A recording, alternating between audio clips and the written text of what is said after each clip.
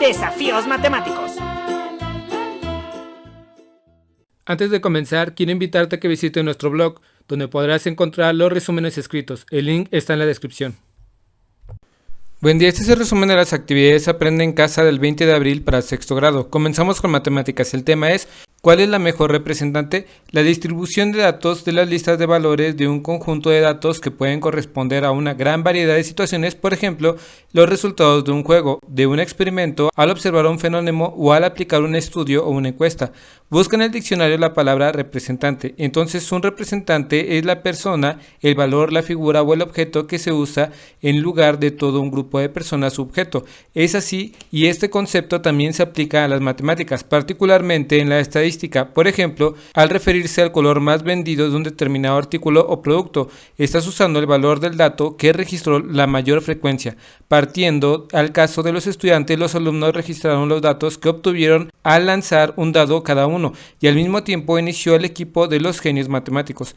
Estos son los números que le salieron y los registraron en una tabla como la siguiente. Ahora vamos con el equipo Diver Matemáticos, que muestran los resultados de su tirada. ¿Cuál es el número que se repite más en los resultados del equipo Diverti Matemáticos? Observa los resultados en ambos equipos. ¿Cuál es el resultado que más veces se registró? En el primer equipo el número 1 cayó 2 veces. Y en el segundo equipo, el 5 y el 6, ambos números se registraron 2 veces. En este caso coincide su frecuencia y además es la mayor frecuencia que se registró. En la tirada del primer equipo, en el 1 se registró 2 veces. Fue el que más apareció. En la otra, el 5 y 6 son los números que tienen mayor frecuencia y también aparecieron en 2 ocasiones cada uno. En este caso, ¿cuál valor se considera como el más frecuente, el 5 o el 6?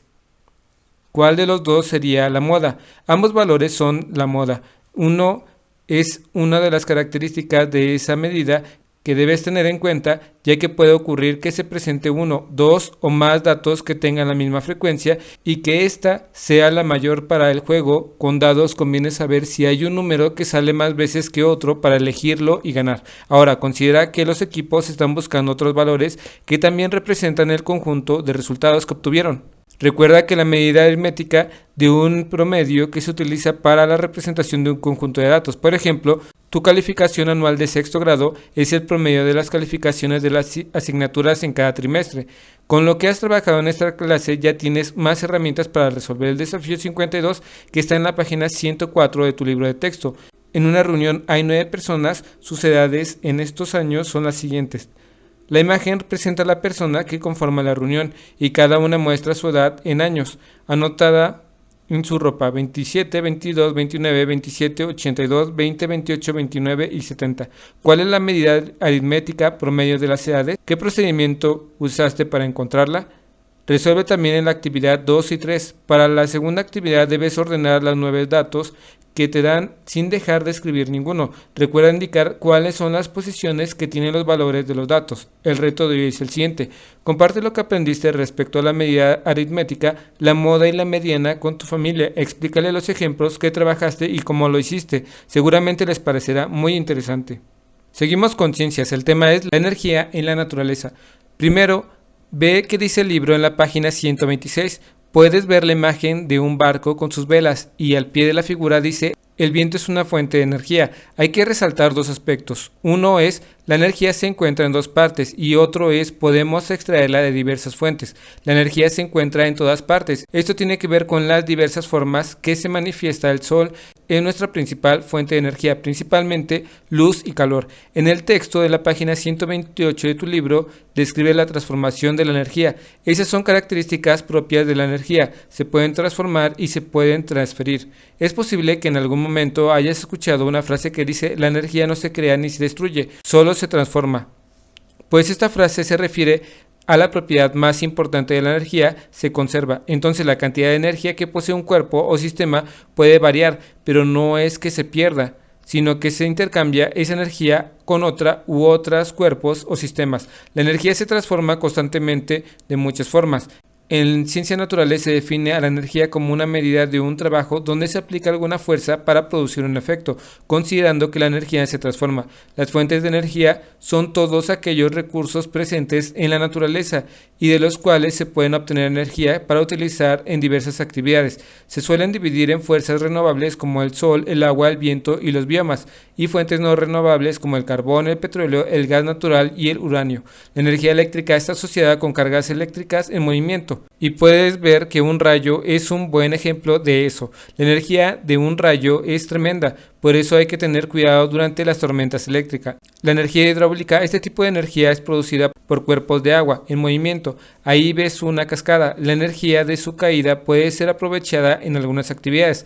La energía del agua se ha empleado en centrales hidroeléctricas. La energía térmica o calorífica se refiere a la transferencia de calor de un cuerpo a otro. En la naturaleza la puedes ver en un volcán. Es impresionante. Si las manifestaciones de la energía en la naturaleza pueden ser increíbles y en ocasiones destructivas. La energía eólica es producida por el movimiento del viento. Ahí puedes ver que la aprovechan las plantas para la dispersión de semillas. En otros casos, la energía en la naturaleza puede ser aprovechada por los seres vivos con diversos fines. Energía química es la que almacena en las sustancias que reaccionan con otras. Aquí se ve en esos escarabajos bombarderos. Cuando se sientan amenazados, ese insecto libera dos sustancias que reaccionan y producen una explosión que ahuyenta a los depredadores. La energía radiante es la que provoca en forma de ondas electromagnéticas, y ahí puedes ver la luz que producen las medusas. Diversos animales marinos pueden producir luz en zonas muy oscuras del fondo marino. Es la energía sonora o acústica. Esa es la energía que es transportada por ondas que hacen vibrar a los sonidos y que lo escuchamos. En un trueno que nos hace temblar cuando llueve muy fuerte. El reto de hoy es el siguiente. Realiza un dibujo del lugar donde vives y en el que puedas señalar las diversas manifestaciones de energía que se puedan identificar. Luego preséntalo con alguien cercano y explícale lo que aprendiste hoy. Haz un dibujo en la que puedas ilustrar todas las manifestaciones de la energía de la naturaleza. Seguimos con lengua materna. El tema es prácticas diversas para el tratamiento de malestares. El propósito de esta práctica social del lenguaje es elaborar un texto en el que se contrasten dos ideas acerca de un mismo tema. En particular, reconocerás diversas prácticas tradicionales para el tratamiento de malestares, lo cual es muy interesante. En algunos hogares, por ejemplo, se recurre a la herbolaria para curar varios malestares comunes, como las picaduras de insectos, para lo cual utilizan el ajo y cuando se sienten empacho se toman un tecito de anís con menta y con eso se mejoran. Algunas familias también curan ciertos malestares por medio de medicina tradicional, como las infecciones estomacales con epazote y la fiebre con una infusión preparada por la raíz del jengibre. Esta última receta ha sido heredada de generación en generación. En la clase de tratamientos no suelen enseñarse en ninguna escuela, sino que forman parte de conocimientos tradicionales de cada pueblo. Tu familia, ¿a qué tratamientos tradicionales suelen recurrir para curar malestares comunes? ¿Cómo los aprendieron? ¿En su experiencia son más efectivos que los medicamentos alópata? Reflexiona sobre estos cuestionamientos para que al terminar la sesión dialogues con tu familia y obtengas más información al respecto. Con el propósito de profundizar en el tema, realiza la lectura del texto Reflexiones respecto a las plantas medicinales y su enseñanza en medicina, de José Luis Figueroa Hernández, que está en tu libro en la página 125 y 126. Reflexiones respecto a plantas medicinales y su enseñanza en medicina. Plantas medicinales. Aunque el texto es esencialmente informativo, propicia el planteamiento de distintos cuestionamientos. Por ejemplo, ¿por qué razones se suelen emplear la medicina tradicional? ¿Solo porque la medicina alopática es costosa, como lo afirma el autor de este artículo? Es una pregunta muy atinada. En algunas familias se recurre a la medicina tradicional para ciertas clases de malestares, como ya los mencionamos, pero no necesariamente porque sea más barata, sino porque es la que se conoce y sobre todo porque es efectiva. ¿En tu familia utilizan la medicina tradicional? ¿Por qué razones la usan? En algunas familias se emplean algunos remedios no alopáticos, precisamente por tradición, porque lo han aprendido en familia y porque les curan. ¿De qué manera podrían recuperarse y valorarse el saber de tradiciones popular relacionado con el uso de plantas? Una de ellas es conociéndolo, reconociéndolo como propio, empleándolo de manera crítica y transmitiéndolo a otras personas. Otra opción podría ser elaboración de una especie de compendio escrito que recoge información sobre el uso de la medicina tradicional. Ten presente que la herbolaria es un aporte de los pueblos indígenas, lo cual ha sido transmitido de generación en generación gracias a la oralidad. Asimismo, es importante decir que múltiples instituciones en México han desarrollado diversos proyectos con el propósito de preservar dichas prácticas. Por ejemplo, la UNAM ha creado iniciativas para la Biblioteca Digital de la Medicina Tradicional Mexicana, que es de libre acceso. El reto de hoy es el siguiente: dialoga sobre las medicinas tradicionales con alguien de tu familia y realiza preguntas que te permitan saber cómo se aplica esta medicina, para qué malestares o enfermedades se usa y cómo les ayuda a sanar. Seguimos con la historia. El tema es la economía y la iglesia medieval. Durante la Edad Media, los seres humanos tuvieron que fabricar nuevos soportes para dejar plasmado lo que deseaban escribir. A principios de la Edad Media se siguieron utilizando los rollos de papiro provenientes de Egipto. Sin embargo, como este material se volvió difícil de abastecer, llegaban con dificultad y era frágil. Los hombres del medievo tuvieron que fabricar algo más resistente y duradero, así que fabricaron los llamados pergaminos. Los artesanos sumergían las pieles de estos animales en un baño de cal durante varias semanas antes de sacarlas tensadas de un bastidor de madera. El estiramiento alineaba las fibras de la piel formando una especie de lisa, que luego raspaban hasta alcanzar la blancura, la belleza y el grosor deseado. El resultado de este laborioso procedimiento eran pergaminos en los que podían escribirse por ambos lados. La elaboración de un manuscrito extenso podría causar la muerte de un rebaño entero. Por eso, durante la Edad Media, muy pocos se dedicaban a la fabricación de estos pergaminos. Muy pocos sabían escribir y muy pocos sabían leer. Cada libro era único.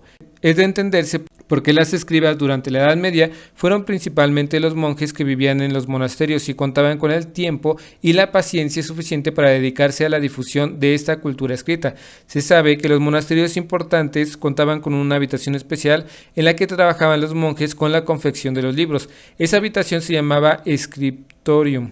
Inicia con la elaboración de tu pergamino. Empieza por apuntar algunas cuestiones sobre la actividad económica principal durante la Edad Media. No olvides consultar lo que dice tu libro en la página 90 y 91. Entonces lo que vas a hacer es primero escribir una ordenanza, como si fueras un escriba medieval. Al leer la ordenanza surge una duda: si la mayoría de la población era campesina, ¿quién se encargaba de fabricar los artículos de su uso cotidiano, como la ropa, zapatos, herramientas? Efectivamente, los artesanos. El estamento del llamado pueblo llano no solo estaba integrado por campesinos, sino por artesanos que trabajaban en pequeños talleres. Estos talleres se localizaban en los burgos, es decir, en entornos urbanos que rodeaban los castillos del señor feudal. Los burgos eran las ciudades medievales. En sus talleres situados en estos burgos, los artesanos se organizaban en gremios, al interior de los cuales adquirían el saber técnico para fabricar sus artículos. Ningún artesano podía trabajar sin pertenecer a un gremio. Entonces, si tuvieras que escribir en tu pergamino una ordenanza imaginaria sobre esto de los artesanos, podías decir algo como lo siguiente: ahora revisa un tercer sector que también fue pieza clave para la economía medieval. El mercader o comerciante era un encargado del intercambio de mercancías. Durante los primeros 5 siglos de la Edad Media, es decir, del siglo V al X, el comercio decayó significativamente, lo que provocó que la sociedad feudal fuera una sociedad cerrada y autosuficiente. Con un comercio en expansión, la sociedad feudal se volvió abierta y dinámica. Los reinos europeos, India, Persia y China, así también los monjes y sus monasterios, cumplían entre otras funciones la de copiar y conservar los libros que resguardaban la memoria, la lengua, los preceptos religiosos y la cultura de la sociedad medieval.